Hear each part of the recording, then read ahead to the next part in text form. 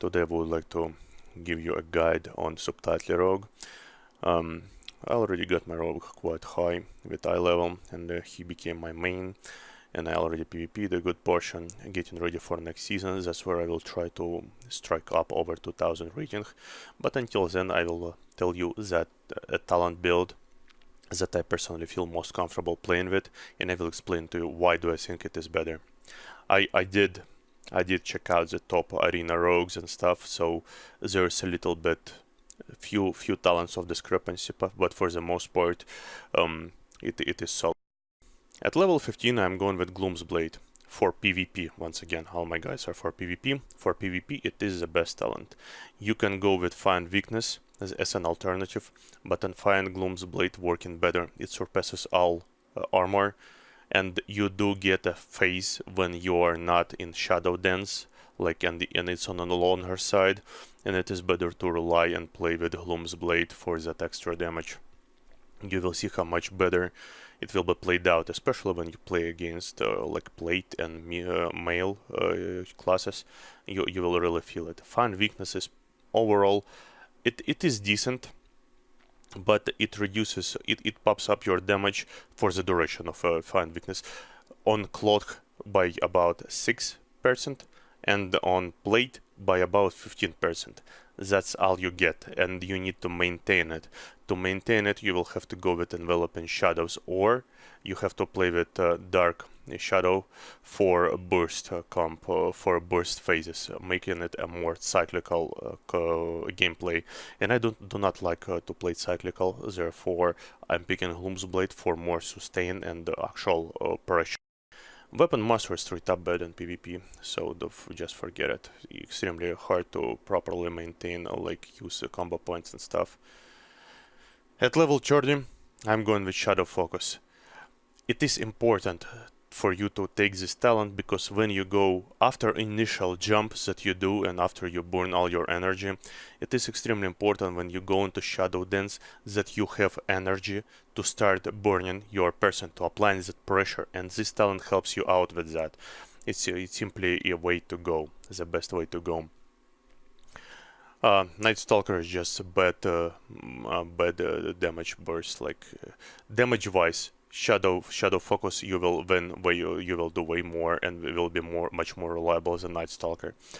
Subterfuge, I know some rogues pick it, but it's only for initial jump, so it's first time you jump them, and again when you are able to re-stealth.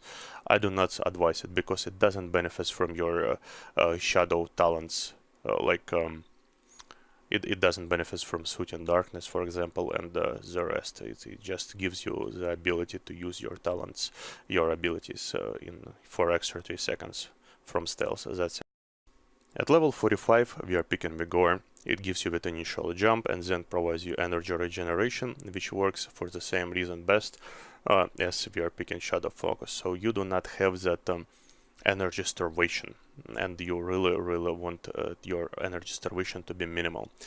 Deep Stratagem could be useful, but in PvE settings. In PvP settings it's just harder to play, and you'd rather be more comfortable and more reliable with Vigor. Marked for Death you don't need. I personally do not suggest you take it because you build up combo points quite fast. You simply don't need another talent to give you combo points.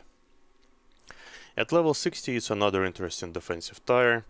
I prefer Suit and Darkness when I play without a pocket healer, because it gives me the most survivability. Makes sure that I can reset fights, and I can survive longer when I'm in let's say duel type of situations.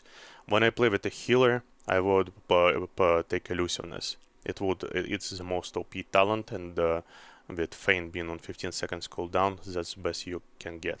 Cheat Death, every other rogue takes it because it's just an easy talent. You don't have to work for it pretty much. But once every 6 minutes, I don't think it's worth it. Like I said in my previous video, my other video, you will only benefit from this every 10 arenas or 15 arenas. Therefore, there's really no use to take it. Like arenas don't last that long for you to benefit from this multiple times, 2 at most.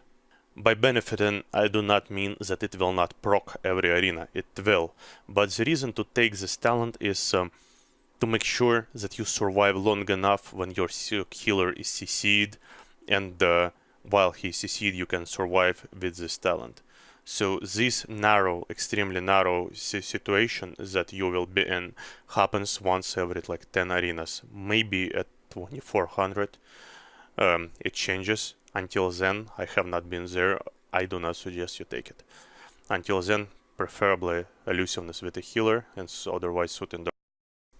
At level 75, Prey on the Weak is the best. It increases your damage in PvP by 5%, not 10 the way we see it right now. It's still the best. The other two do not provide you with damage boosts or anything useful. Therefore, you just take the Prey on the Weak. At level 90, I prefer Alacrity. Simply because I will have the downside, like a phase, a fairly long phase when I am not unable to use my Shadow Dance or my Vanishes on cooldowns, or when I need just to time it and just play it out with Gloom's Blade.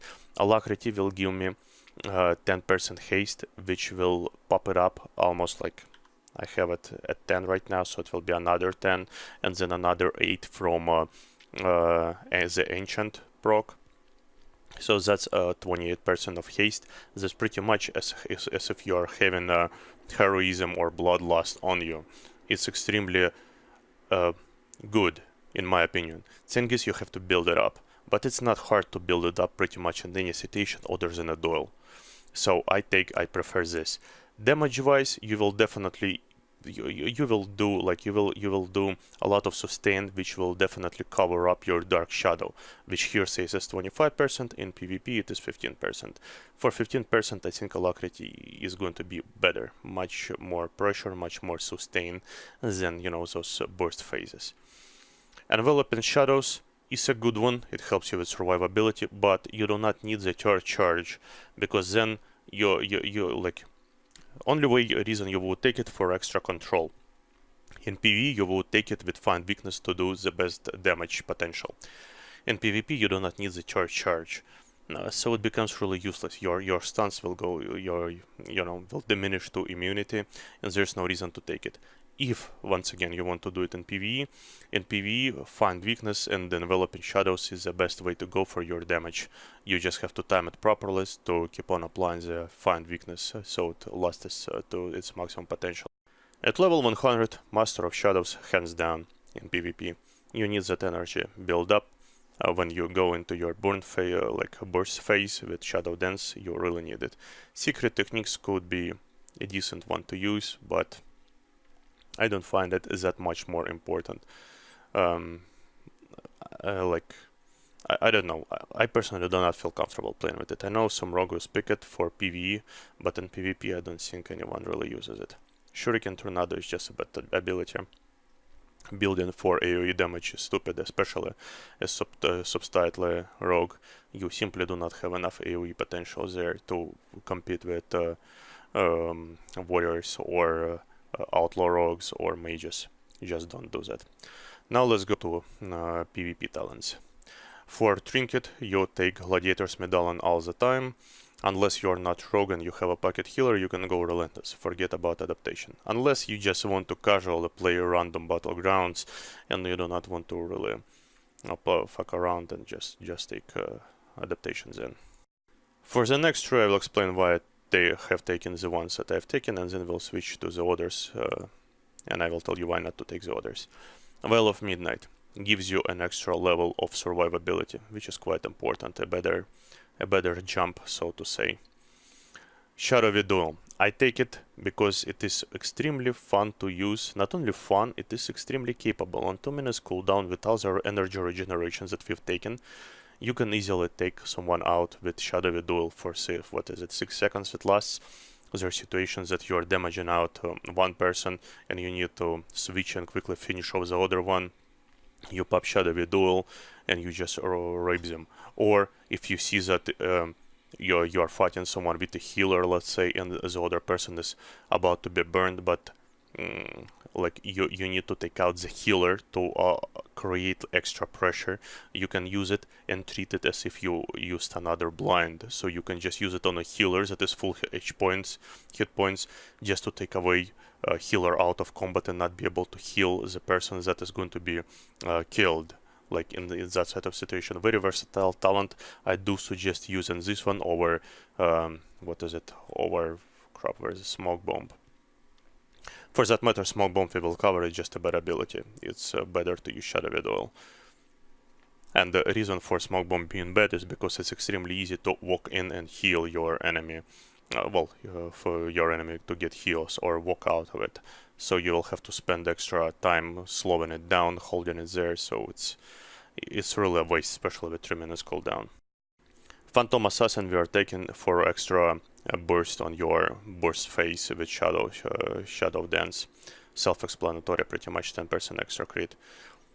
I do lean towards picking something else over this, but I have not found anything more reliable than Phantom Assassin right now.